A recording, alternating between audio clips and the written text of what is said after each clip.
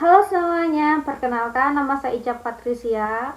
Saya merupakan mahasiswa Prodi Pendidikan Matematika dengan NIM 202501017. Saya merupakan mahasiswa Fakultas Keguruan dan Ilmu Pendidikan Universitas Katolik Santo Agustinus Hippo.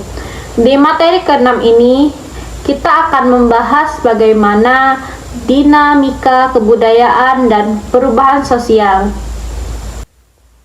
Pada pertemuan ini, kita akan membahas materi yang sangat menarik dan fundamental, yaitu tentang dinamika kebudayaan dan perubahan sosial.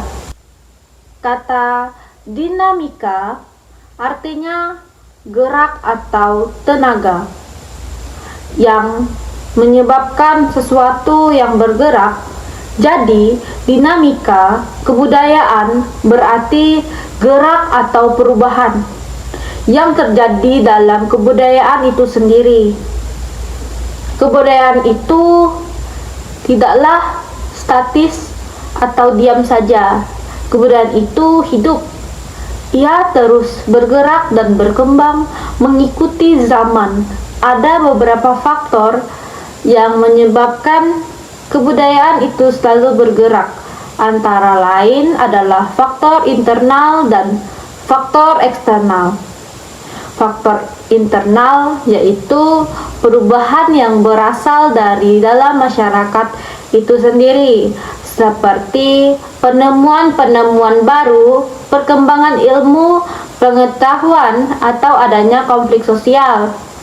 Yang kedua ada faktor eksternal, yaitu perubahan yang datang dari luar seperti bencana alam, pengaruh perubahan budaya lain, atau peperangan. Perubahan ini bisa terjadi secara lambat dan bertahap yang disebut evaluasi, atau bisa juga terjadi secara cepat dan mendadak yang disebut revolusi. Proses perubahan sosial dan budaya. Bagaimana sebenarnya proses perubahan itu terjadi? Ada 3 tahap utama yang harus dilalui. Tahap penemuan. Di awal mula perubahan, seseorang atau sekelompok orang yang menemukan cara baru, alat baru, atau gagasan baru yang sebelumnya belum ada. Yang kedua, ada tahap penyebaran. Setelah ditemukan, ide atau cara baru ini harus disebarkan kepada orang lain atau kelompok lain. Proses penyebaran inilah yang disebut difusi. Tahap penyebaran, penemuan dan tidak akan menjadi budaya umum. Yang ketiga, ada tahap penerimaan. Tahap terakhir dan paling tertinggi adalah ketika masyarakat sudah menerima, mengakui, dan mempraktikkan hal baru tersebut dalam kehidupan sehari-hari. Jadi, ketiga ini terjadi, maka terjadilah apa yang kita sebut sebagai perubahan sosial dan budaya. Bentuk-bentuk perubahan. Perubahan sosial budaya itu memiliki berbagai bentuk, antara lain perubahan kecil dan besar. Perubahan kecil adalah perubahan yang tidak membawa pengaruh langsung atau dampak yang besar bagi masyarakat. Contohnya perubahan model pakaian atau potongan rambut.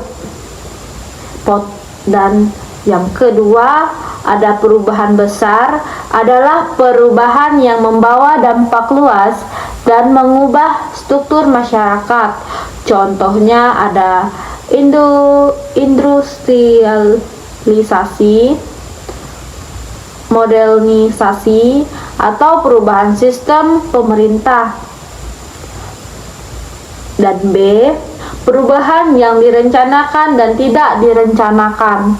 Direncanakan perubahan yang sudah didesain sebelumnya oleh pihak-pihak yang ingin mengubah keadaan disebut juga dengan social planning, contohnya program pembangunan sekolah atau jalan raya.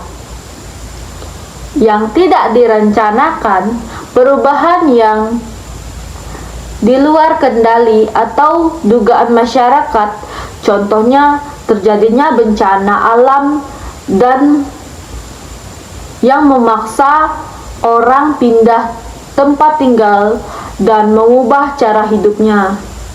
C. Perubahan cepat dan lambat.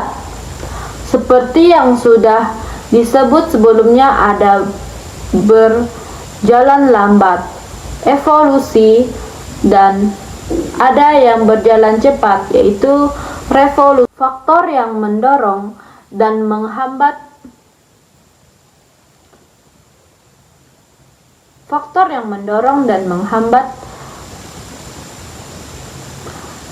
tidak semua perubahan itu berjalan mulus. Ada faktor yang mendorong perubahan terjadi cepat, tapi ada juga faktor yang menghambatnya, yaitu faktor pendorong. Masyarakat yang terbuka terhadap hal baru, tingkat pendidikan yang tinggi, sikap toleransi yang tinggi, ada sistem komunikasi yang baik. Faktor penghambatnya, sikap masyarakat yang sangat tradisional dan tertutup, kurangnya hubungan dengan masyarakat lain.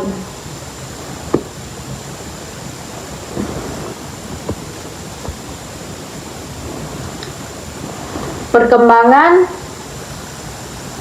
ilmu pengetahuan yang terlambat. Perkembangan ilmu pengetahuan yang terhambat.